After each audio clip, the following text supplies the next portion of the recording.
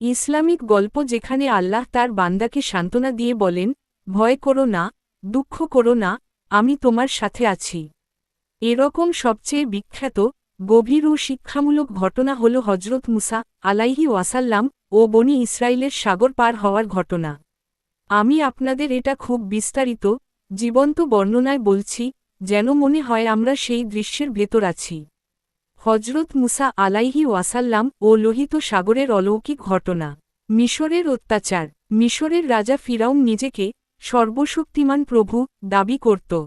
সে আল্লাহকে অস্বীকার করত, আর বনি ইসরাইল হজরত ইয়াকুবাহের বংশধর জাতিকে দাস বানিয়ে রেখেছিল। তাদের ওপর দিন-রাত অমানবিক নির্যাতন হতো।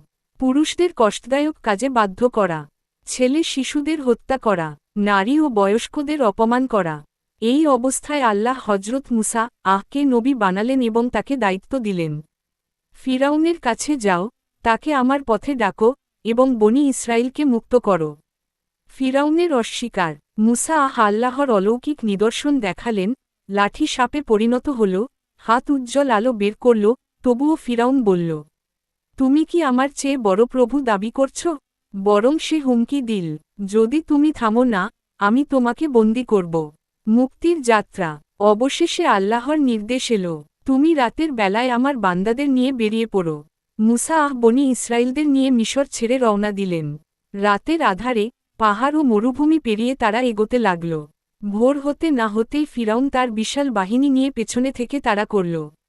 সৈন্যরা ঘোড়া ও রথে, অস্ত্র ঝলসে উঠছে, ধুলো উড়ছে আকাশে, সামনে সাগর, পেছনে শত্রু।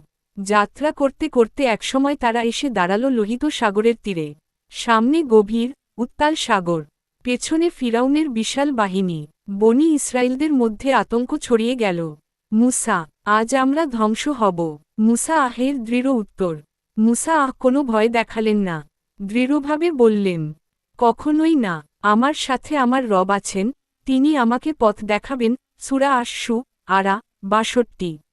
এটাই ছিল সেই মুহূর্ত, যেখানে আল্লাহর বান্দা সব দুশ্চিন্তা আল্লাহর হাতে ছেড়ে দিলেন। অলৌকিক ঘটনা। আল্লাহ মুসা আহকে নির্দেশ দিলেন, তুমি তোমার লাঠি দিয়ে সাগরে আঘাত করো। মুসা লাঠি দিয়ে সাগরে আঘাত করতেই পানি দিকে বিশাল দেয়ালের মতো উঠে দাঁড়াল। মাঝখানে শুকনো রাস্তা তৈরি হল। সাগরের গভীরে সূর্যের আলো পড়ে সবুজাব পানির দেয়াল চিকচিক করছে। বনি ইসরাইলরা বিস্ময় সেই রাস্তা দিয়ে হেঁটে গেলেন। ফিরাউনের পরিণতি। ফিরাউন ও তার বাহিনীও পিছু নিল, কিন্তু সবাই সাগরের মাঝপথে ঢুকতেই আল্লাহ আবার পানি ফিরিয়ে দিলেন। বিশাল ঢেউ একসাথে আছড়ে পড়ল। ফিরাউন ডুবে যেতে যেতে বলল, আমি বিশ্বাস করলাম, মুসা ও হারুনের রব ছাড়া আর কোনো উপাস্য নেই। কিন্তু তখন বিশ্বাস গ্রহণ করা আর কবুল হল না। বনি ইসরাইলের মুক্তি। মুসা তার জাতি সাগরের অপর প্রান্তে দাঁড়িয়ে দেখলেন, যারা তাদের বছরের পর বছর নির্যাতন করেছিল, তারা সাগরের গভীরে হারিয়ে গেছে।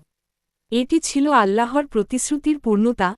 যখন বান্দা বলে, আমার সাথে আমার রব আছেন, তখন আল্লাহ এমন পথ খুলে দেন যা কেউ কল্পনাও করতে পারে না। এই ঘটনার শিক্ষা। আল্লাহর উপর পূর্ণ ভরসা। বিপদ যত বড়ই হোক, আল্লাহর কাছে সমাধান আছে।